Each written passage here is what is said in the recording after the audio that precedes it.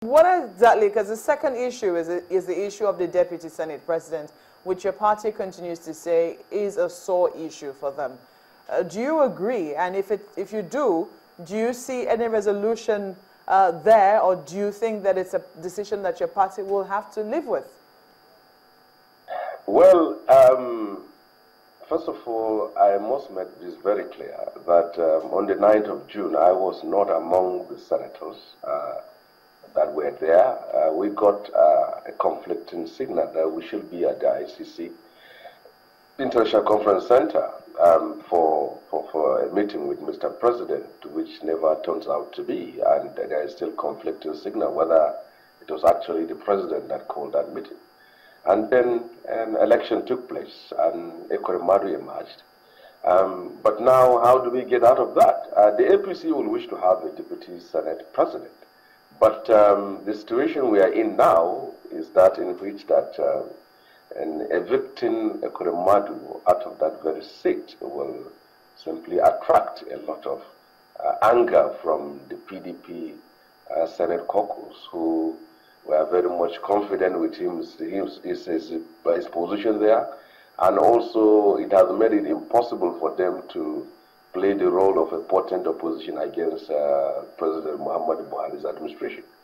So, in some ways, Ekorimadu also is being seen to represent a section of the country in the power equation within Nigeria now. Now, ejecting him also out of that very place will also trigger another issue. And we also want people to understand this, that we only have 7 senators ahead of the PDP. And with the in-court crisis within the APC, it's going to be very difficult for us. If the APC is united, we will be the majority in the Senate.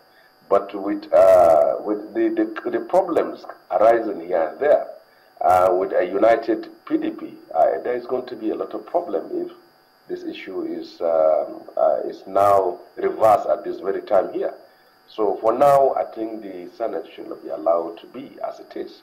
So do you think then, because it would seem that there is an advantage to this, do you think that your party can actually turn this to an advantage of some sort? Because if you say that the Deputy Senate President being a member of the PDP prevents the party from being an effective opposition, means that you should have all your bills sail through as easily as you should.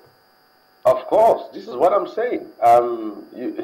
There are benefits to derive from the in-court unfortunate situation there. And it is not possible for any bill or any person forwarded to the Senate for the PDP to say that we are an opposition and we will be opposed to this, because they are part of it now with their own as the Deputy Senate President. So it's something that happened, but we just have to make the best out of it. But if we now attempt to say that we will evict Ekorimadu and have an APC, which we will be glad to have, then we should be ready to also contend with what is going to come out of that very situation.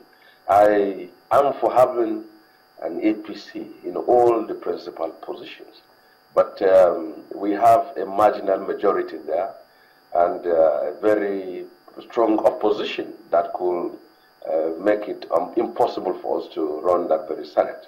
And what has happened now is simply something which we have to work with for now. Just quickly too, there's also the small matter of the resolution that the Senate was said to have reached in terms of security agencies not allowing themselves be used to harass senators and their spouses. What is your take on that? Well, the position of the Senate is very clear by the statements being made and the positions and also the submissions of different senators in the chamber. And that is that security agencies certainly must not be in any way be used against any person to achieve anything outside of the law. And that is the position. And nobody says the security agents should not go after any person who is corrupt, but it should not be done with the motive of achieving one political goal or settling one political scores. And this is what the Senate is simply saying. Nobody will say that anybody who is corrupt, anybody who violates the law, the security agents should not go after him. But it should not be done for political reasons, and that is what the Senate is saying. Is the Senate insinuating that this is being done for political reasons? Well, naturally, there are insinuations from the Senate, and that is why the issue was brought forward. But what we want is that security agencies should behave, act, and work professionally, and that is how it should be.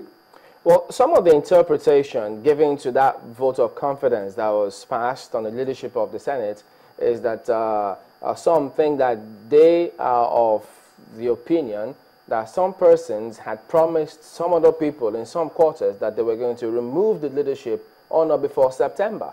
And so that vote of confidence was to send a signal saying, well, you can try, but you have to go through 81 of us. What do you think of that?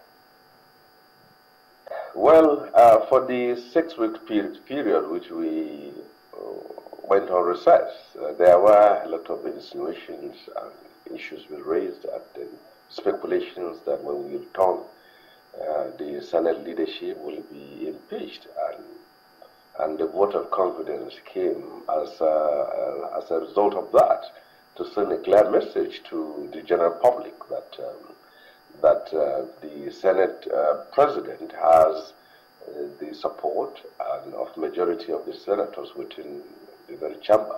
So it's more or less a statement of fact that 81 senators have appended their signatures that the Senate President should be where he is, and then it settles the issue of whether he's going to be impeached or not. And I think when we went to the recess, many people have, especially the aggrieved senators, have been speaking in the media, in the public, that many things will happen. And to the surprise of many, when we came back to the Senate, it never happened. There were predictions of apocalypse, there were predictions of America, there are predictions of all sorts of things that will happen when we return, and it never happened. And we still have to take it that way, that the majority we have in the Senate is very slim, and we have to walk that delicate balance. Senator Sanni, just a quick clarification here about the issue of the alleged forgery of the Senate rule books. Are you implying that if indeed the rule book was forged, the law should be set aside and instead a reconciliation? Well, what I've said is that if we are going to the police or the law, we should simply go to the law. And we're going to sit down and reconcile both sides, just like the way the House of Reps did. We should do it. But what thing you cannot do, you can't be on the table while sitting down with two feuding sides, while one side is also in the court. And as for me, I believe that as part of the workings of this, we should sit down, work these things out, and see how the senators can work together. The forgery was raised by a senator, which I've said earlier, that what he is working with is different from what he worked with in the 7th Senate. I was not in the 7th Senate. I was in the 8th Senate, and I have been given a document that reached the 8th Senate, and I'm working with it. And so he rose an issue of that the document was forged, and those who were with him in the 7th Senate challenged him that the document was not forged. So I have no personal problem with that. As far as I'm concerned, I'm in the 8th Senate, and I'm given a document to work with in the 8th Senate. So the police can go on investigating, and those who want to go to court can go to court. But we should understand that this issue of reconciliation must have to be kept aside to wait for the police and the court to rule. And for how long will that be? All right, Senator Shehu, Sanni, thank you for talking to us today. Thank you. All right, we'll be back in just a moment. We've got another perspective on a similar matter, so don't go away yet.